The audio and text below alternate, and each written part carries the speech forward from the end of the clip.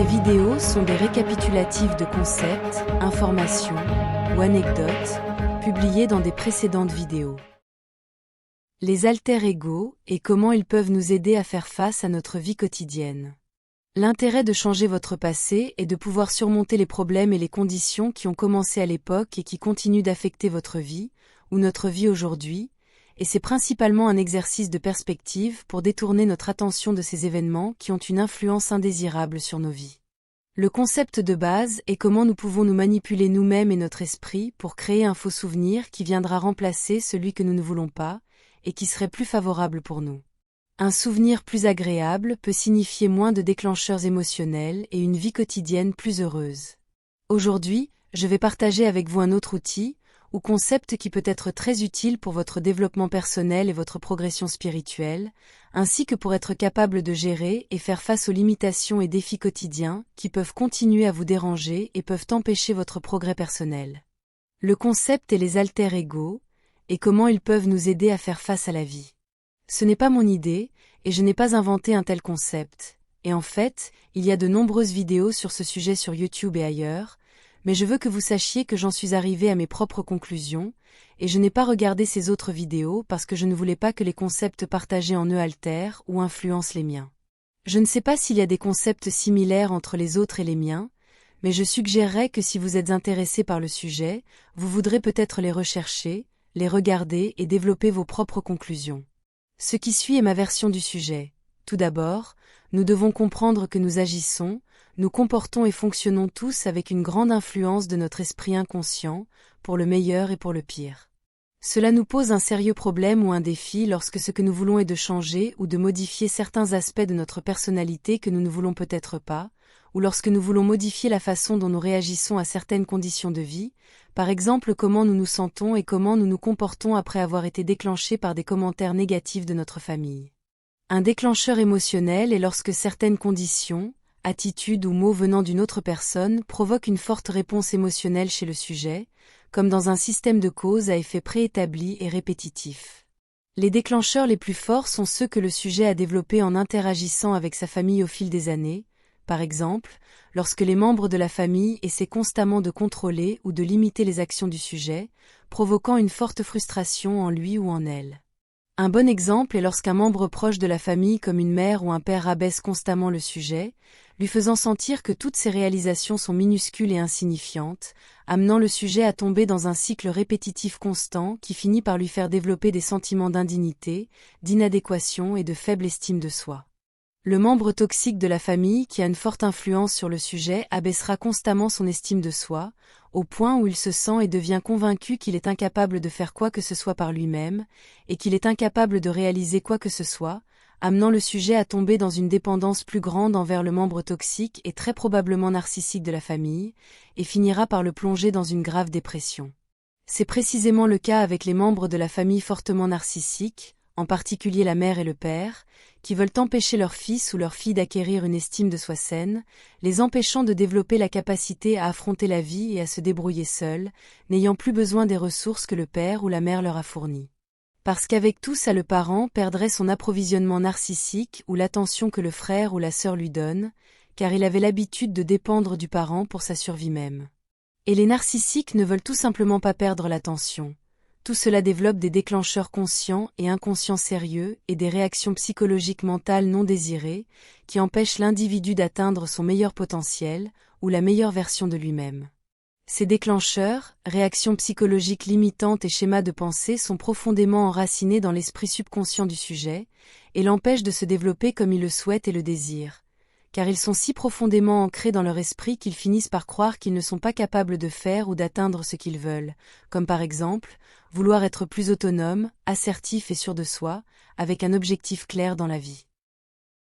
Il y a un moyen de surmonter les limitations qui ont été programmées dans l'esprit du sujet, et le sujet peut être n'importe qui, vous inclus, moi inclus. Et c'est là que l'utilisation d'un alter-ego peut être utile. Le concept de base en quelques mots est de devenir quelqu'un d'autre afin de se comporter comme quelqu'un d'autre, sans avoir à agir dans la vie comme on s'attendrait de l'identité originale du sujet, permettant ainsi de surmonter largement les déclencheurs psychologiques et les limitations qui l'empêchent de progresser de manière satisfaisante tout au long de sa vie. Pour y parvenir, Vous devez imaginer la meilleure version de vous-même, comment vous voudriez idéalement être, de préférence en écrivant tout, et en prenant ce processus très au sérieux. Plus vos idées, concepts et listes de ce que votre moi idéal devrait être sont clairs et détaillés, mieux c'est. L'idée est de créer une super version de vous-même, à partir de laquelle agir. Ainsi, chaque fois que vous êtes confronté à un défi dans la vie, vous pouvez vous demander ce que la meilleure version de vous ferait, et vous comporter tout au long de votre journée en incarnant cette meilleure version de vous-même. Mais pour pouvoir développer un alter ego efficace, vous devez observer certains facteurs importants. L'un d'eux est que vous ne devez jamais utiliser une identité qui existe déjà, par exemple Superman, Batman ou Wonder Woman, ni aucune autre célébrité, ou toute personne que vous admiriez. Le problème avec cela pendant que vous développez votre alter ego en travaillant sur vous-même, c'est que se promener dans la rue en vous répétant que vous êtes Batman ne tient tout simplement pas la route, surtout pour vous et pour votre inconscient, car vous savez très bien consciemment et inconsciemment que vous n'êtes pas Batman. À moins que vous ne soyez vraiment Bruce Wayne, mais alors c'est votre problème et c'est hors sujet. Votre alter ego doit être quelque chose que vous créez pour vous-même à partir de rien, y compris son nouveau nom, la meilleure version de vous-même et de votre propre fait et n'a pas d'égal. Alors vous saurez que c'est vous et qu'aucune autre personne ne peut être cet alter ego aussi parfait que vous-même. Votre inconscient vous soutiendra, car vous savez que vous êtes ce nouveau personnage dans votre vie. Il y a une raison pour laquelle j'ai mentionné les super-héros de Matrix dans cette vidéo. Si vous remarquez comment ils sont censés fonctionner, ce sont des gens normaux et faibles, parfois même pathétiques, et ils s'en accommodent, mais ils savent qu'ils sont aussi cette autre version supérieure d'eux-mêmes, que peu de gens connaissent, voire aucun.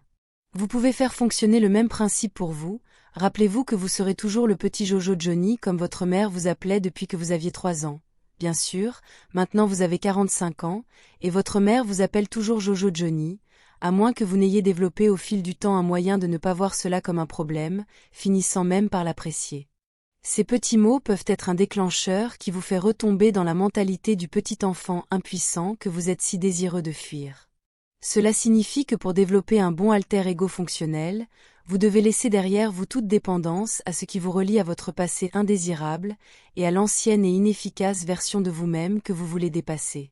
Comme dit le proverbe, pour être la meilleure version de vous-même, vous devez quitter votre ville natale, et c'est valable. Car tout dans votre ville natale vous rappellera votre ancien vous, et vous amènera à agir de manière préprogrammée, même de manière inconsciente, vous gardant piégé dans votre ancien moi. Sans oublier que vous serez également facilement disponible pour vos membres de famille et anciens amis, qui vous maintiennent dans cette mentalité plus ancienne et plus lâche.